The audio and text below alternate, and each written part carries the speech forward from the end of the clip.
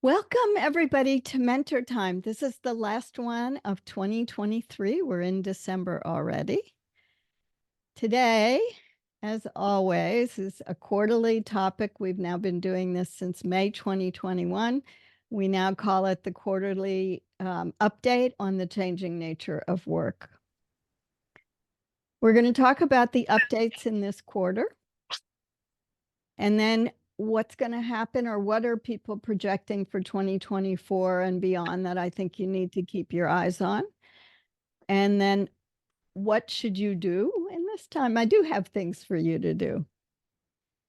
So we'll start with updates, and we almost always start with the work from home research. Many of you probably remember this logo. This is a group that does a monthly survey, updates data with a fairly large sample. And we used early on in the pandemic, as people were returning to work, they were really tracking closely how many people were working remotely, and when people were going back to the office, what kinds of issues were coming up. And went through a lot of, they would send out summary slides, 15 or 20, plus a whole report. They sent out the November monthly work from home email and talked about, as I went through it, interestingly enough, that they are now doing more statistically with what they're doing, and a few questions that they've changed. Working from home has, as we know from the last time and the time before, I don't even use that last time, I didn't even use the charts of the gap between the number of days people want to work from home and the number of days average that people are being allowed by a company to work. But also interesting this time around, they're using the, let me find what it is, current population survey, the CPS survey from the Census Bureau, questions on working from home. And the Census Bureau started doing this a little over a year ago, to try to get a sense of what remote work might be looking by. They describe here, and I didn't want you to read all this, but basically I wanted you to know they go through their methodology of how they've tried to change these questions to get a better sense of what they think the Census Bureau question has been missing. The only slides I'm going to go through today are not results on who wants to work at home and what age groups and all that, because that has not changed at all in the last 2 quarters. Any of the quarterly reviews that we have recordings for, you can see those. It's basically around 28 generally right now. That's the general number, very high. But here's how it shows up. They actually measured the original CPS questions, and on the right-hand side, you can see the CPS questions and then what they're calling the modified ones, which is how they're asking. And I know that we talked about this before, Ron, you may remember, we talked about the fact that when they were talking about measuring work at home, the work from home researchers had brought up that work from home wasn't specified in a way that made it clear that you were doing your job, or that you were doing a job, or how many jobs you were doing, all of the things that, so I highlighted in yellow where I thought we're gaining more information. They talk about the Census Bureau's question said working at home for pay. They talked about working at your job, and you'll see again and again that they also broaden the definition of working at home for those who may have said, oh, I wasn't in my home, I was in co-work space, or I went to the coffee shop and used their free Wi-Fi. There are very few instances where there's huge gaps. And in here you can see the in-person has the most difference, and I'm really not sure why, except that my guess is that a lot of the in-person people were defining themselves as remote workers with as home workers with the CPS questions, because of the lack of specificity in how the survey questions were written. And it just goes to show you, even big, important bureaus like the Census Bureau doesn't always get writing a question correctly. And Amanda's nodding. We know how difficult it is to write a good question. Here we are with questions that look at the fact that the questions are much closer, meaning what SWAA is the survey that work from home research does. And the modified CPS now seems to be doing a better job. And this is where they began specifying the hours you work at home, and they gave examples at a friend's house, a coffee shop, or the like. They didn't, because you can see up above, it says work from home, worked at the employer or client site, did not work 6 or more hours. And we all know that there's probably going to be 10 to 20% of people that always have some situation that doesn't match that, like is going to a conference, working at a client site. No. Is it working at the office? No. Just think about the way questions can get interpreted when it's basically probably a yes or no question. The next comparison they did was differences between men and women.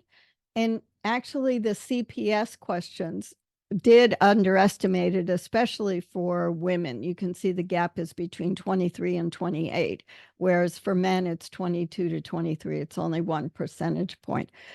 None of this is a huge earth-shaking difference, but I just want you to see what the effect of this helps us better understand as we're getting into the nuances of quantitative data not being able to explain everything. This used grouping by educations.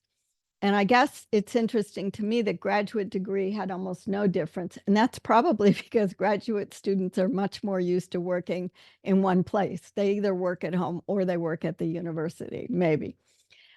But still not a huge difference. It's 2 to 4 percentage points difference in these. What we see when they move on to the different age groups, huge difference between at the youngest age groups. And this may be, again, because the CPS, the dark blue, asked specifically only about working from home or at the office or client site. And I'm sure that a lot of younger professionals would have not even maybe answered that question. I don't know what their denominators were. But again, interestingly enough, the biggest gap is 40 to 49. That's about 4 points. But again, not a big deal, just interesting for those of us in research. And that's all that work from home contributed. So I wonder how long they're actually going to be doing their monthly survey, although it's been interesting. Here's some other things happening. Finally, there's one study, at least. This is a Forbes article. I didn't go through the whole thing, I admit it, and I didn't look at the citation of the study. But there's a three-year measurement of how what they're calling a flexible remote work policy changed by 16 percentage points, proving that work from home flexible policies are much more likely to have had growth rates of up to 21%. And those companies that are requiring in-office work, only 5% growth. Again, I'm not sure. I suspect that it was a purposive sampling 550 companies. So we don't know what the whole universe of companies that they tried to get to answer or the size of the companies. But at least this part, return on investment, is being talked about in some way that has a standardized indicator, which is how do companies measure their revenue growth? And that's a formula that we all can trust because it's standard. It's numbers over numbers. All right, I get a daily, it doesn't always come daily, but an update from a man who you can't identify him. He calls himself the random recruiter. He posts pictures, but he has a big smiley face on his actual pictures. But it's interesting. Biggish news, the unemployment rate has gone up 0.5%. And we're not surprised, but usually by now we're getting already into the holiday season in October of hiring on getting ready for holidays. Now, one thing that I didn't highlight, but is in this paragraph, says it may be that unemployment benefits are running out for people who may have been let go recently. It's probably not enough that I don't think that it would cause a 0.5% increase in U.S. unemployment rate. But it's certainly worth noting because you'll see one of the spoiler alerts is you'll see that we are going into a period where hiring's actually predicted to be negative or close to negative next year. Very little hiring. Next, that is more, I call it my I didn't want to write it this way, but of course not. Gen Z is going to overtake boomers in the workplace next year. Yeah, it had to happen sometime. I'm a boomer. I know how old that is. What people are beginning to talk about, which this article did not really describe, is we are now going into basically, as the US went into replacement fertility, as the rate of having children, number of children dropped, we now have smaller and smaller population bands. So if you look at the US population pyramid, and this will only resonate for people who remember this in your demography or your statistics class, we're now going from a small to staying small, and the boomers are going to be in retirement. So we are going to have less of a pool to draw labor from at a time that the pandemic has given people opportunities to choose how they want to work and where they want to work, and in fact, whether they want to work for a company. And I'll go over a little of that as well today. Another unfortunate article, but a study, it's hard to say how well done it was, and it's but it was reported through The Guardian, so it's pretty decent. But the headline was, sorry, I covered it up. 1 in 7 HR heads believe men are better suited to top jobs. It's actually that they are rating men higher for top jobs, not that they believe they're better. They're actually forcing decision making based on how they're doing rating. And 1 in 5 admitted that they didn't want to hire women because they thought they might want to start families. And as the bottom paragraph says, a lot of this is in England and Wales, a lot of British agencies actually have female executives and female management teams, and yet the men are there. And so here's what we see again. Interesting though, younger HR managers were more likely to be prejudiced against women's capacity to tackle large roles. It just basically, this says this here, and it shows it in the longer article. There's a lot of structural bias and discrimination built in. Many of us know this. All of us on today's call, I know this. And it's going to take us a while to rectify it for sure.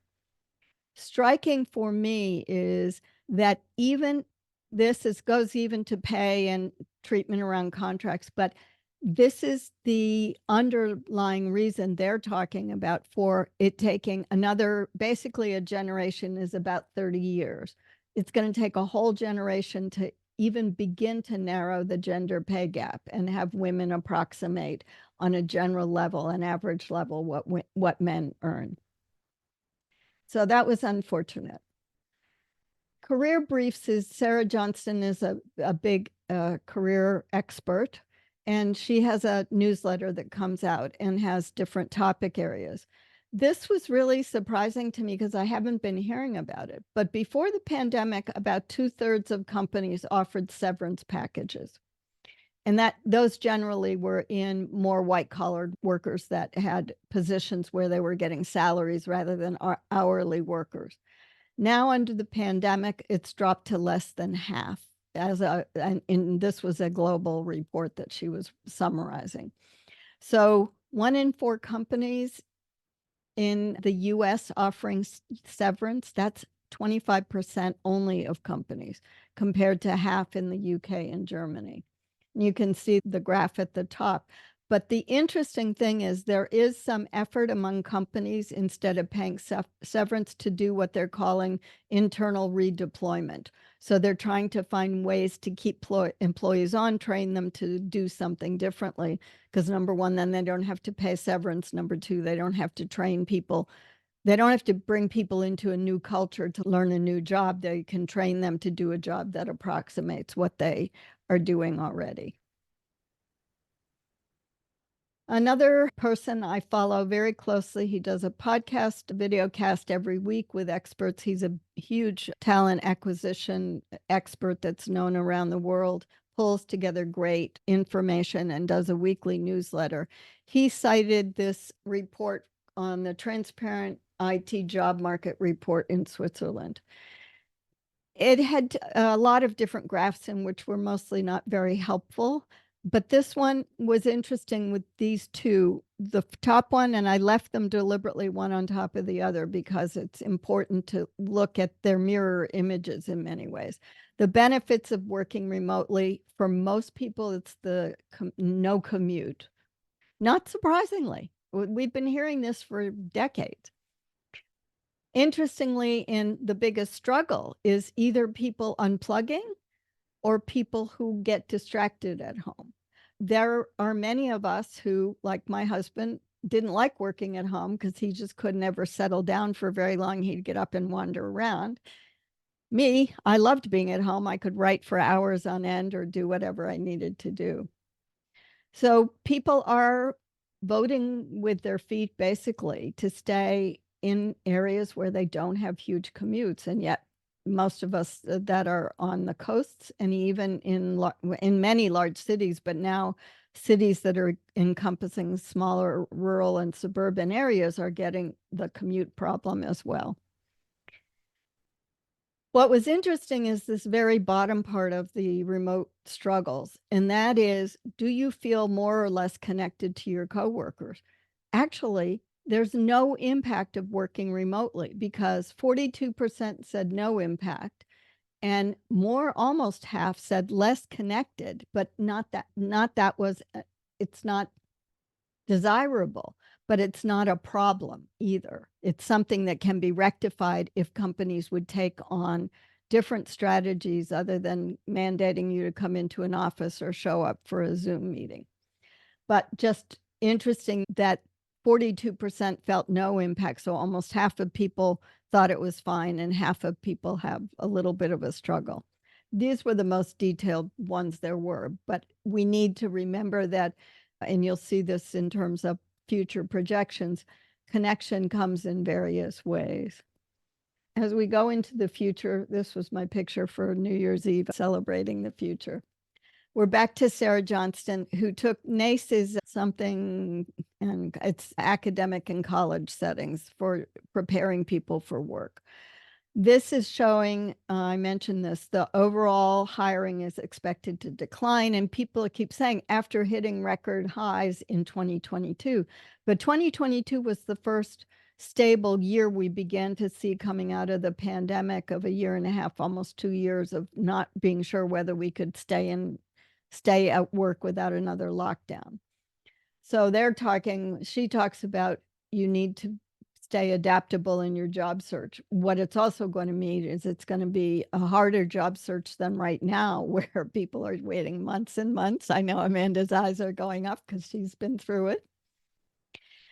Another future projection, I laughed at this, but I thought, you know what, I'm putting it out here because he's probably right in many ways, knowing what I'm knowing about AI already. Bill Gates says in the next 5 years, we're each going to have our own personal AI assistant who's going to be able to basically do wonders. But it's going to be, the way it's written, I think he's thinking of something like a mirror digital twin of yours who can take your brain and your way of writing and your way of thinking and your way of wanting to summarize whatever, and you would turn to this AI for a lot of tasks. Most of the tasks are the kinds of things that you can do now with them. Yes, can they arrange trips? Not exactly, but there are AI-enabled ways to arrange trips. Definitely business plans and creating presentations. ChatGPT had that in the first iteration of it. It just turned 1 last week. I think it was last week or the week before. And when I reflected on what we've talked about in the past with AI, it's already doing some of these things. But that's what Bill Gates' futurist shows. Back to Hung Lee is the talent acquisition person who does recruiting brain food. This is another one like, duh, AI use will skyrocket in 2024. We all know that because we're seeing every day different large language models. We're now seeing models that can be built on top of different large language models. So you can now write your own AI model specifically for your needs. And Peter sent me a note the other day that now there's one specifically that an AID contractor built that you can pay money to use to work within the AID system. It's both contractual information, but also programmatic information. But the important thing is that here people are going to be looking at where AI is coming. I highlighted in yellow underneath the graph. It's the things that are repetitive, the things that are things humans make mistakes in, editing, for example, ideation. We've talked about giving you ideas, producing text from scratch, developing new ideas, completely revise and rewrite text. That's great. Produce customer support. That's already being done. It's now even in the last week, we've been hearing more about using AI voices to mirror your voice. I know we're on the margins of starting that. But most of these tasks are not tasks that require a lot of brain power. They just require a model for you and then actually doing some of the work that you've done before to be able to do it for you going forward. I love that Hung takes on really important and hard topics. And 2 or 3 weeks ago, his podcast was with several women in talent acquisition and startup who've run companies, talking about we need to have a menopause plan. We have women working later and later. We don't give them the accommodations that we give to women who are pregnant, women who are postpartum, where you need to be breastfeeding or have changed hours for childcare or whatever. I really respect him for pushing this, and I wanted you to know about it. This is coming up. We're finally having a complete reproductive health continuum around the world in terms of areas of womanhood that I know have been underaddressed for years. And just let me know if you need the information on Hung's video cast, because he does it live Friday mornings, and then there's replays you can always get. He also reported on something that makes me a little nervous. I'm going to go over the findings of it and then just give you my 2 cents. But something called the 2023 English Language Proficient Index. The index has apparently been around, I can't remember, maybe 6 years or 10 years. And he talked about this annual report. It basically, in this case, says the Dutch are the best at being proficient in English. And if you've ever met a Dutch person, they speak like 9 languages very well, all of them. The Dutch people are really good at English American humor, which is amazing to me.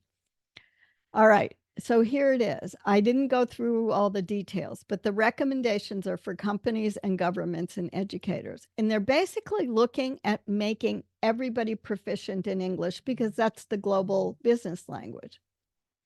I have no problem with that.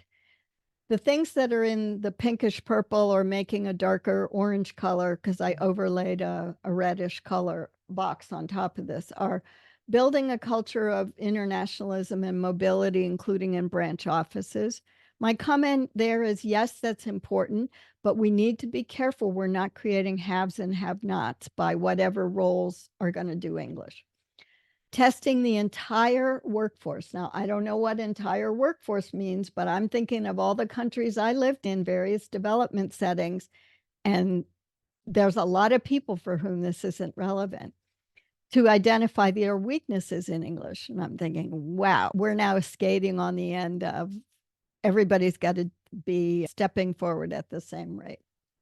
And the third recommendation for companies is setting minimum standards of English proficiency for different roles and testing to make sure those standards are being met. So there's a lot of recommendations towards all the good best practices you need to do. Same thing for the government and education sectors.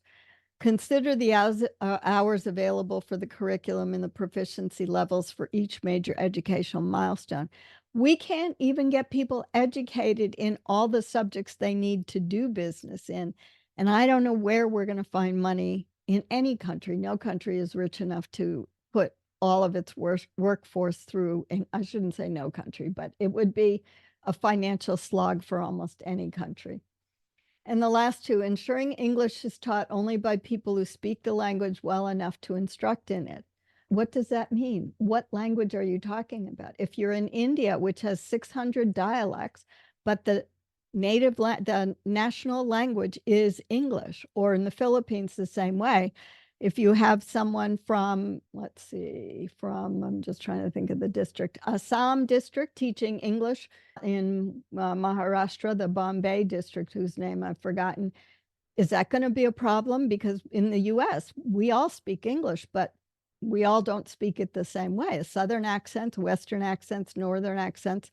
I know I have an accent, even though I didn't grow up speaking like a Bostonian. My parents come from New York State. So for me, it's a slippery slope making a statement like that. Like, how do you guarantee who's qualified to teach? And then the last one on the first column of the governments is teach children to read and write in their own native language. And I question this because in all the countries I lived in where they may be learning English in school, they were also learning their own languages along the way. Now, granted, I haven't lived overseas in these countries for over 20 years, so maybe things have changed. But I thought it was interesting that they don't say teach them both things at the same time. They're saying teach kids to write and read in their native English, their native language, but that's also the ideal opportunity to get them into English. And that I think is a missed thing. And then the one at the top right is assessing the English skills of all public servants for their jobs and their careers. Again, I think you need to look at what public servant levels, though, would be. Probably all drivers need some version of it, but I'm not sure that all of them do. I don't know, but it's all of these sweeping generalizations. So I was really put off actually about this because the graphs show exactly what we would expect. The US, much of Europe, the Dutch is highest, and I think then comes, I can't remember, obviously the UK is in there. But anyway, they're all the countries that are rich that are also exposed to English all the time. And then the countries that are not doing very well income-wise with natural disasters and weather issues that plague them every year, they don't have much money to be able to invest in it, and they don't necessarily teach their kids English. So I'm not sure where this all came from. I should have done maybe more research on it, but I wanted to bring it up because I wonder, this is in our section on 2024 and beyond. What does this mean? Is this something that we're going to see more and more? And then do we end up like it was when perestroika, for those of you who are much younger, in 1993, when Russia started to fragment and things came apart, there were the younger people who were in school were more likely to be able to be resilient because they had learned Russian and had learned the language of the country they were in, even though they weren't supposed to. They were supposed to only learn Russian when they were young. The people who actually did a lot of the early work and helped with transfer of skills, Russia is very much a first world approach. They had excellent research. They have great, all sorts of arts, culture, science. They just couldn't participate in most of the world's efforts in research because they published only in Russian and didn't publish in any English language. And I'm afraid that this kind of index is pushing us towards making sure that everybody can publish in one language. Certainly, Amanda, I think about this in peer review. I do a lot of reviews for online journals where there are non-native English speakers submitting. And I've gotten to be much more understanding. And there's been some efforts, I think it was last year or the year before, the London School of Economics published a big couple blogs about the importance of understanding that people don't have to write perfectly in English to have good scientific papers accepted to top level journals. It's still controversial, but so I do not want, it's basically, I feel like this is just making everybody become the McDonald's franchise. If you don't have McDonald's, you can't have a burger. All right, enough on that. And the last thing I wanted to talk about is there is an article that came about the great Gen Z and the great office debate won't end. The article is, I think, in Forbes, if I recall. And these are a couple of the slides I took out of here. Their point in this one is that the Gen Z thinks the hardest part of the working in a hybrid world is maintaining cultural connections. But actually the text for this this chart, I called it an article, but the chart actually, the description of the chart said everybody has the same approach to it's hard to do these things. Gen Z's probably been the most disadvantaged because they're the generation that spent probably 2 years working from home, working virtually. I worked with a lot of students that graduated during that time who had never actually gone even to do their practicum at a local public health organization, for example. There are some considerations that this article brought up, though, and I thought this was interesting. They were talking about the way in which design, physical design of offices is affected by what different generations want. And I love that they did a graph of what they thought they would see and then what they actually measured. And their conclusion is Gen Z is much more like boomers in terms of what they feel the effect of space is on culture in an organization. This is a lovely concept I put up here just because I like to say the word. Gen Z wants a phygital experience. So they want digital and physical. What you can see in the triangles, trying to show that two triangles become some blended with gradations color scheme there. But they're now, as you can see on the bottom right, having designers focus on ways that to imagine offices where people might never come into it, but the office digitally, and let's see if I can describe it. My understanding is the office digitally would look like how you would work at home. So you would put yourself not in a VR headset, hopefully we'll have something smaller than that, but you'd put yourself in what the office is describing as a good collaborative workspace. So I could point here and say, oh, my office mate, I'm going to go knock on his door. I'm imagining this as I was reading the article thinking, oh, I could just knock on the door and somewhere something would strike that person's computer and say, Sue wants to talk, and they'd open up a door and it wouldn't be like, oh, let's get on a Zoom. It'd be like they just pop up like, oh, I just wanted to stop by. I was walking down the hall to get coffee. That's what I thought. That's what I thought I wanted. Of course, in 1994, I thought I could do remote evaluation with someone else carrying around a camera in a country. So what did I know? I had great thoughts about how we could use digital. But they also want FaceTime Gen Z. And we know this, we've seen this over and over again in research during the pandemic. What was interesting to me is the engagement that they want of purposeful FaceTime. That's hard to say today. They want supportive coworkers. Great. I think most of us do. But the second thing is over half of them want a fun work environment. And at the bottom, it says all of the generations have these priorities. But nowhere in any work I did anybody ever say, we want to make sure the work is fun.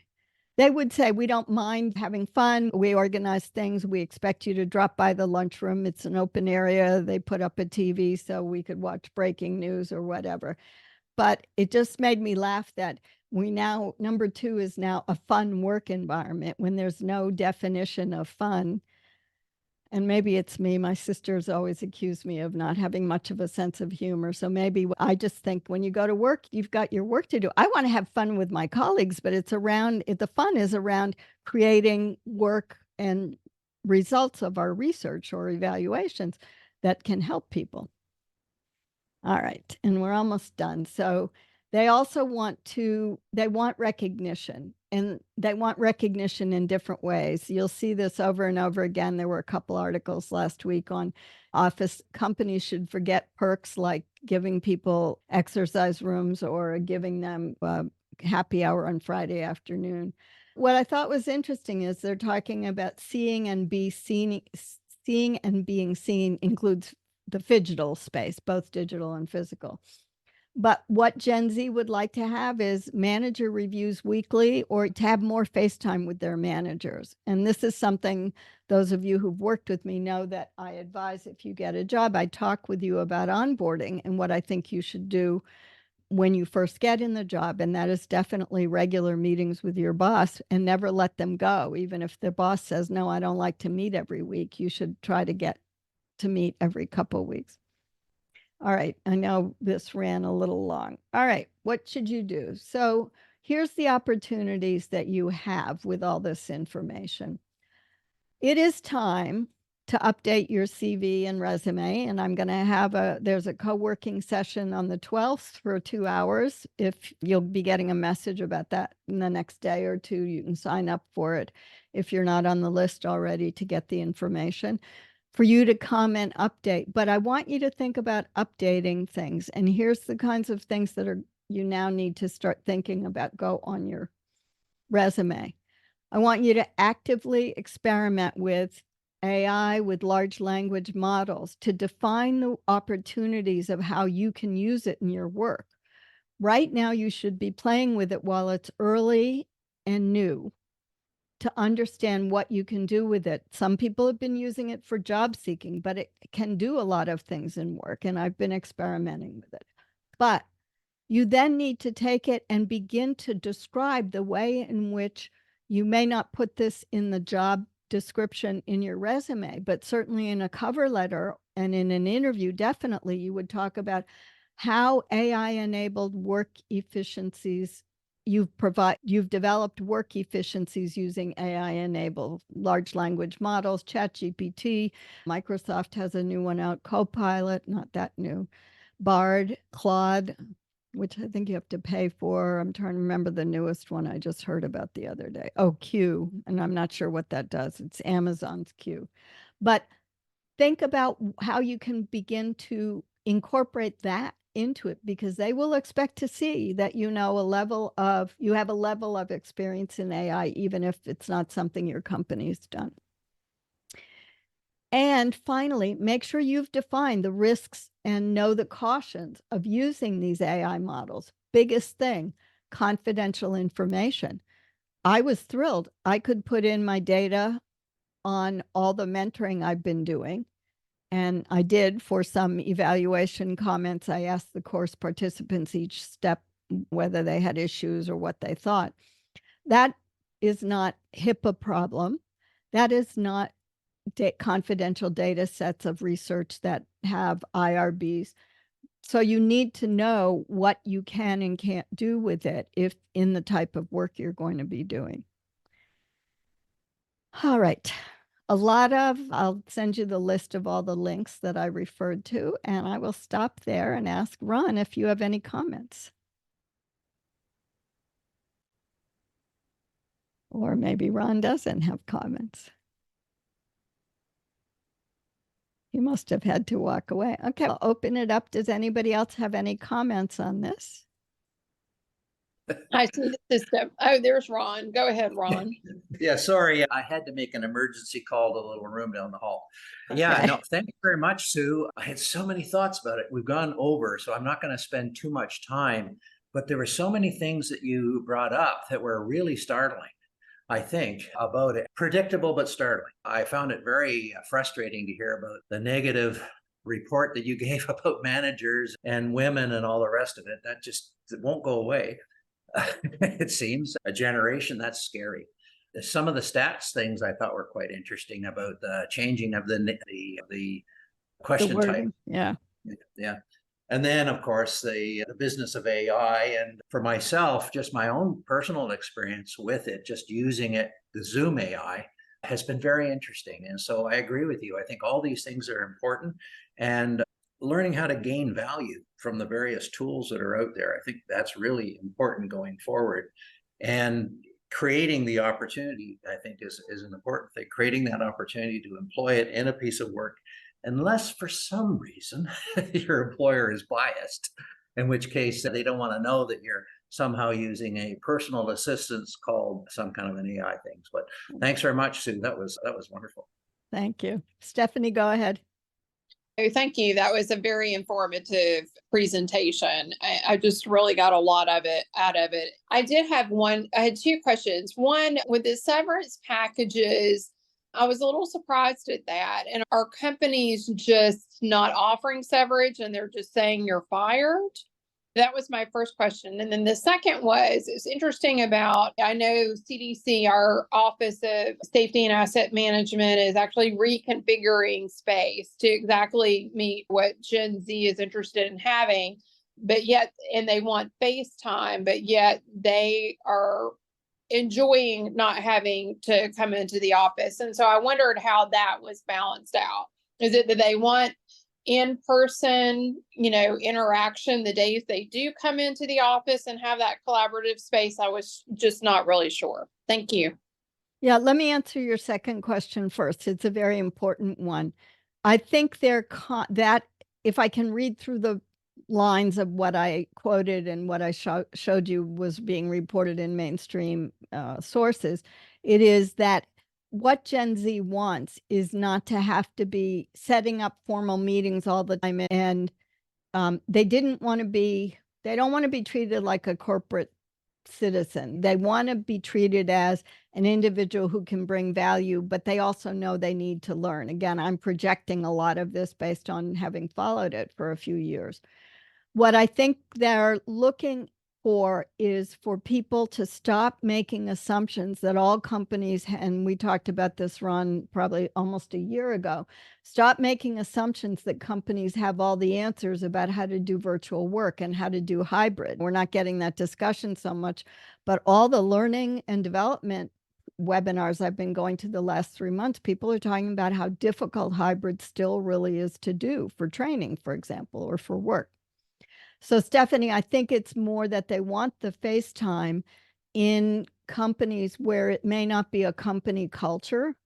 And that's where we're still having, this is Sue's judgment, a predominance of older employees who are in senior positions and who are making choices that don't resonate with Gen Z and even millennials who are in their 40s. In terms of the severance package, and I saw this at my company 10 years ago, they had certain cadres of workers that probably in the old days would have had a severance package, but because they were defined, for example, as I said, hourly workers or certain categories of workers, they were not given the executive severance package of X amount of weeks, and you still could take any vacation pay paid out and sick leave if our company allowed sick leave.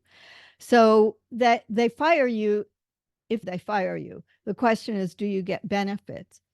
The severance package is usually 1 to 2 months to 6 months. I know Gates did a RIF 3 or 4 years ago, and people had 6 to 9 months of paid work where they weren't actually doing work, but they were paid to be employees. They had their health insurance, and they could use the company email to do their networking and job searching.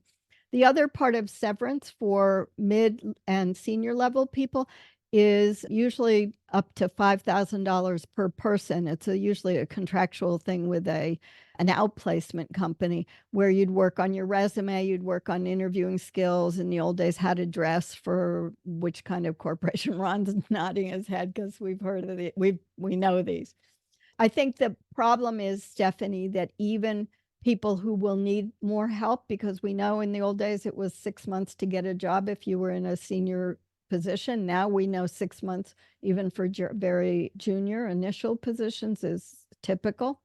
They are not giving any kind of severance. So if you give your 2 weeks notice, it's that, and then you walk out the door, and the only thing you have is you can pay for COBRA. You'll get 2 months of COBRA coverage, and then you have to start paying for it. So hopefully that answers your questions. Ron, you have a comment. Thank you. Yeah, just an interesting thought. In Canada, severance is a matter of law, not contract. Interesting.